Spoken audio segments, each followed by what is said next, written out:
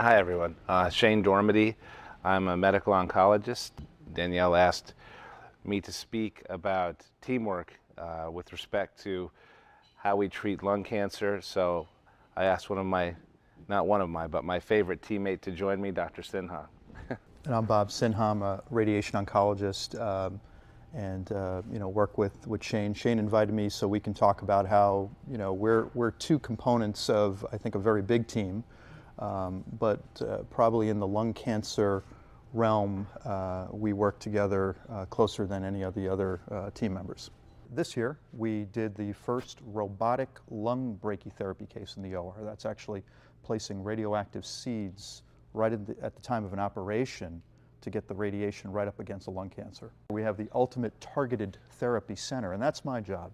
Shane will call me and say, hey, I've dealt with the systemic part of this cancer, or sometimes you don't need to deal with the systemic part of the cancer. If there's a small area, localized tumor, and it needs to be ablated, that's where we come in. So the last thing I was going to talk about was what we just introduced at El Camino Hospital this year, which is lung brachytherapy. Lung brachytherapy, so let's talk about this. Again, there are some patients that are not candidates to have their entire lobe removed because of poor pulmonary function.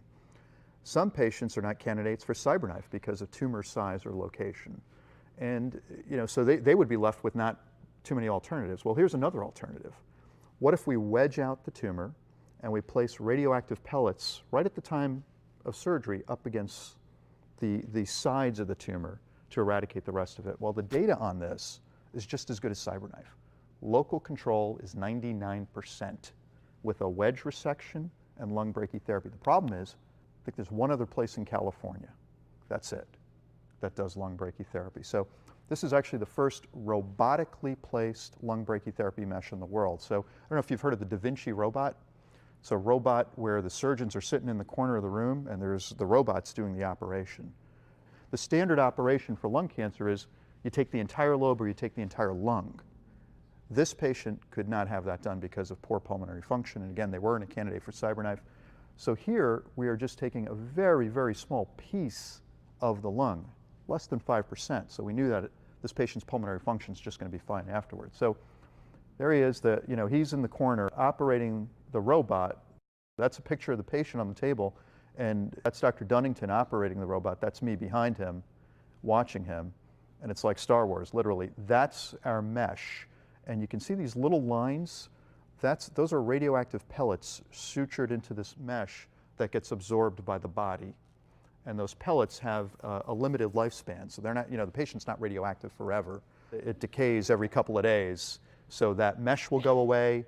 There are some titanium seeds that are left against the chest wall, but he's putting down the mesh and he's going to suture it in right against that area where he took that diseased lung out to give the radiation at the edges, what we call the surgical margins. This is the robot suturing, so that's a little needle, and this is very critical. We need to make sure that that mesh is perfectly aligned to the suture edge.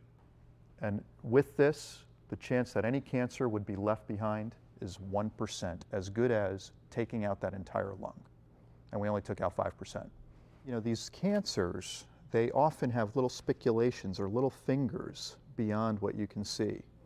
So we know historically from wedge resections, when they just wedge it out and take it out, the risk of it recurring is as high as 20 to 30%, right there, right at that spot, because a couple of those cells microscopically were probably left behind in those cases. So this is there as a safety net to knock out any cells that might be there. The hope you talk about to me is in presentations and discussions like this, because there's possibilities and we can extend lives, but we've got to think outside the box a little bit and got to work together to do it. So what you shared today was really phenomenal, I think. It's very exciting stuff.